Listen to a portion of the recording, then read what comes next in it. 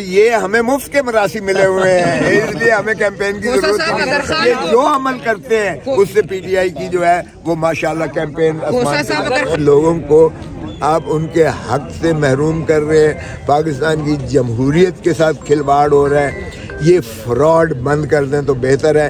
قانون میں اس کی کوئی گنجائش نہیں ہے، اخلاقیات میں اس کی کوئی گنجائش نہیں ہے، کسی صورت میں بھی آپ دیکھیں تو یہ چل نہیں پائے گا۔ اگر اس طرح سے الیکشنز کروائیں گے تو یہ ریاست کو اور زیادہ ڈبوتے چلے جائیں گے۔ قانون تو بڑا واضح ہے کہ کسی کے بھی آپ کاغذات نامزدگی ان فضولیات کی بنیاد پر مسترد نہیں کر سکتے ہیں۔ یہ پاکستان کے عوام کو ڈس فرینچائز کرنے کے مترادف ہے۔ یہ کینڈیڈیٹ کو یا آپ بلہ جس طرح کہہ رہے تھے کہ نہیں ہونا چاہیے، یہ دراصل بلہ کسی ایک پارٹی کا نہیں ہے۔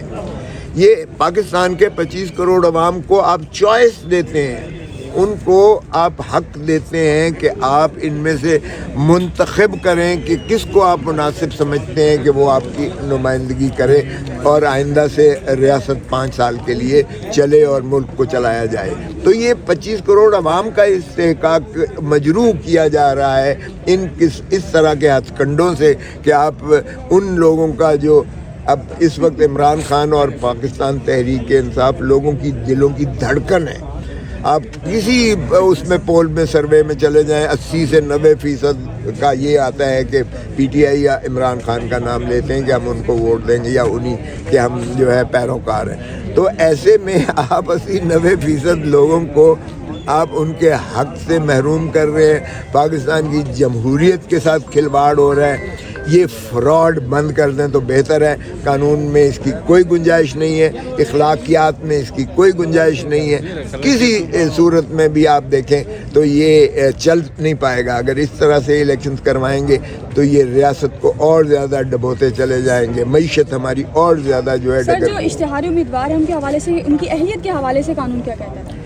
قانون میں کہیں نہیں لکھا ہوا کہ اگر کوئی اشتہاری ہوگا تو وہ الیکشن نہیں لڑ سکتا۔ دکھا دیں آئین میں یا قانون میں کہیں یہ لکھا ہوا ہو کہ جو مفرور ہے وہ الیکشن نہیں لڑ سکتا۔ پھر یہ کیسے؟ اور ہائی کورٹ نے اسی بنیاد پر ایک شخص کا جو مفرور تھا اس کا مسترد کیا تھا، اس نے معطل کر دیا، ہائی کورٹ نے، لاہور ہائی کورٹ نے معطل کر دیا اور نوٹس دے دیا ہے کہ آؤ بھائی بتاؤ کہ جب یہ قانون میں اور آئین میں یہ نہیں لکھا ہوا تو پھر آپ نے کیسے مسترد کیا ہے۔ اس کا نامینیشن بھی بحال کر دیا گیا، اس کی نامزدگی بھی بحال کر دی گئی، کاغذات نامزدگی، اور یہ نوٹس بھی دے دیا۔ حقیقی جمہوریت دلا کر ہی رہوں گا اور وہ اس معاملے میں بالکل پرعزم ہے، اس کی کوئی ایسی جو ہے اس کے ذہن میں بالکل۔ بے نظیر بھٹو کی ڈیل ہوئی، آپ موجود تھے، جنرل ضیاء کے ساتھ ڈیل ہوئی، جنرل مشرف کے ساتھ ہوئی، خان صاحب کیسے کہتے ہیں کہ میں ڈیل کے بغیر نکل جاؤں گا؟ آپ کو پتہ ہے ملک کے کون ہے سرکردہ لوگ، کون ڈیل کرتے ہیں، کس طرح وہ نکل جائیں گے باہر؟ ابھی تو جیل میں ہے بھائی، اگر کی ہوگی تو باہر۔